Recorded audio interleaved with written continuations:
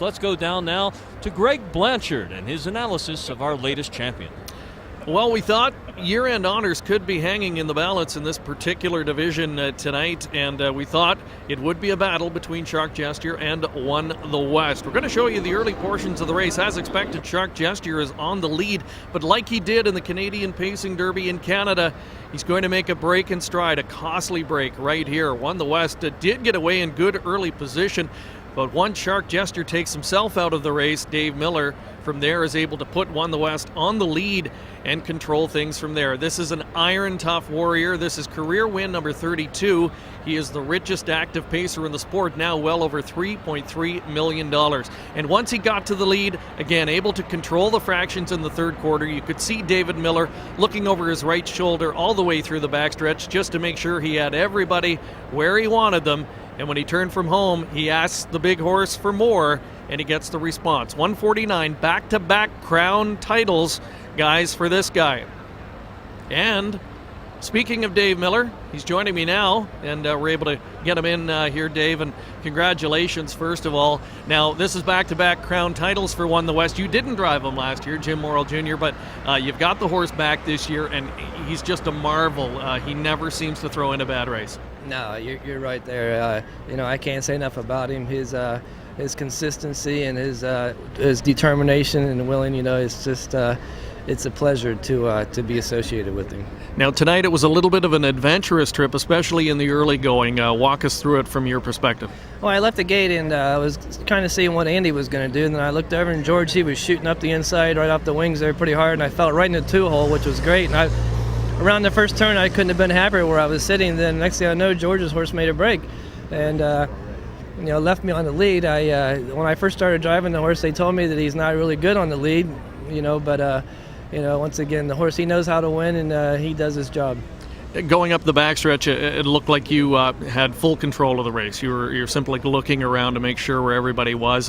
Was that the case? Did you feel at that point you were a winner? Yeah, when Andy was on the outside of me there, I wasn't going to turn him loose. So at that point, I was thinking, well, they got to get around Andy first, So up the backstretch, Andy's horse started letting up. So I was trying to give my horse a breather, and I seen Jody go 3 wide with Hot Shot or Hypnotic Blue Chip, and I asked him. He started right up, top of the stretch. I pulled the string on the plugs, and he took right off. I mean, he's just amazing. It is amazing. He's a back-to-back crown winner. He's the richest active horse in the sport right now, but he never seems to get the level of respect some of the others do. Do you think that's a fair assessment? Well, I think people are going to start taking more notice of him here. This makes his third year at this level, and I mean, he's been ultra consistent, and now he's beating them, so he should earn the respect. All right, congratulations. Job well done. Thank you. Dave Miller won the West, getting it done. Winning trainer Ron Burke is standing by with Heather. That's right, Greg. I got to say, yeah, I'm totally a good luck charm, right? All right, now, you've trained a lot of great horses. I got to ask, do you make Won the West look good, or does he make you look good? No, he makes all of us look good. I mean, we have good horses. We have great owners, and it's, a team. So, we all probably make each other look, not as dumb as we really are. He's made over $3 million, and this is his second Breeders' Crown win in a row. What's he like to train? Is he an easy one, or is he kind of tough on you? No, he's a nice horse. He spends most of his time in Jersey, and the Jersey barn has done a wonderful job with him. Sarah's unbelievable, the amount of time she puts in with her. So, I can't say enough about them, what they've done to help us with that horse. Thanks so much, Ron. Back to you guys. Heather, nice job. Boy, Ron has great posture, doesn't he, Steve? He was very erect. He was.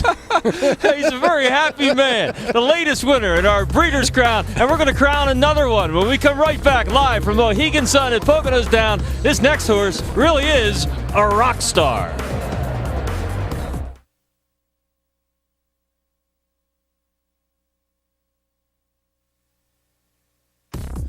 Another Breeders' Crown handed out, this time in the open pace for males. And the winner, the 5-horse, Won the West, $760, $3.280. Foiled again. Curses, Steve. Again? Can you believe it? $440 and $320 on the end. And the show spot went to Better Sweet, a bomber who paid $7 on the end. The 5-2 EXACTA returned $27, and the trifecta was good too. Won the West wins the race the second year in a row. And that was an amazing thing because One the West could not beat Shark Gesture in the beginning of the year. Could not beat him. And now he's beating him pretty well. I'm sorry if it looks like I'm shaking. I am. we're down into the. Do horses get cold? By the way, I don't know. You have to find. I'm not sure. You have to ask Heather. Heather would know the answer. Well, to I that. wouldn't mind getting out there and running a little bit because it will warm me up a little. We're coming down the home stretch, folks, to use the parlance. And our last big Breeders' Crown still to come. $500,000. The 3-year-old Colts, 1 mile pace, and a real superstar. Maybe the horse of the year at stake right here in rock and roll heaven. Absolutely. The field looks like this, Lou. Shuby's Place has the rail with Ron Pierce at 12-1. One more laugh. Tim Tetrick looks like to be the big competition for Rock and Roll Heaven.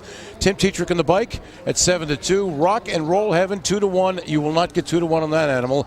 Dan DUBE is in the sulky. He's Gorgeous, who was great on the New York Sire Stakes, but got culture shock last week against better horses, 10-1.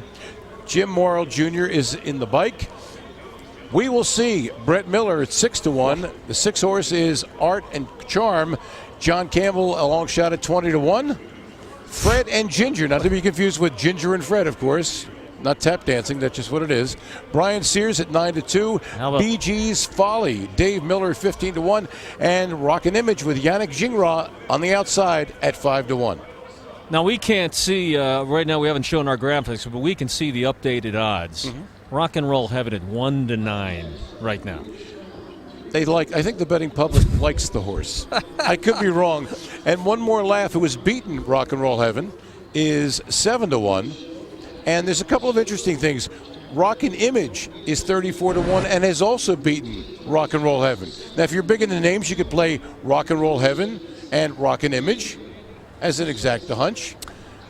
Not a lot of money here, but at 1-9, the horse looks great. Just wanted to point out, we thank the folks from Mohegan Sun, the new Racino here for our set here. And actually what this is, you can see it right here. It's a roulette wheel. This is a roulette wheel that doesn't have. So we spin the lucky wheel. Of shoes. Come on. And Heather joins us again with a pre-race interview. Heather? Yes, you know, guys, the Righteous Brothers recorded, if there's a Rock and Roll Heaven, you know, they got a hell of a band. Well, there is a Rock and Roll Heaven, and he's a hell of a horse. With the moves of Elvis, the talent of Jimi Hendrix, and the flashiness of Freddie Mercury, a bona fide superstar in standardbred racing has been born. What separates a good horse from a great horse? The things that we can't see, the determination, lung power, the heart. But what separates him is when he sees a starting gate. You know, he doesn't like to get beat, and he loves to compete. I'm Gorgeous can do nothing but chase. It's all Rock and Roll Heaven, winning the Little Brown Jug. We weren't even sure we were going to the jug because he'd never raced on a half before. But after the battle, we trained him at Yonkers, and he was great. So we made a decision to go to the jug, and I cannot tell you, it was the most rewarding experience I ever had. The fans, the 45 to 50,000 fans that are there, they embrace harness racing. They love Jug Day. They love that race, and they make a great deal of fuss over all the horses. And to win it in that environment and hear that cheering crowd, it really was spine-tingling. Rock and Roll Heaven has had an impressive tour schedule this year, from the East up into Canada and into the Midwest, in front of huge crowds, always giving his fans something to scream about and leaving them wanting more. Well, his best performance obviously was in the jug. His second best performance was the elimination in Meadowlands Pace and Meadowlands Pace Final.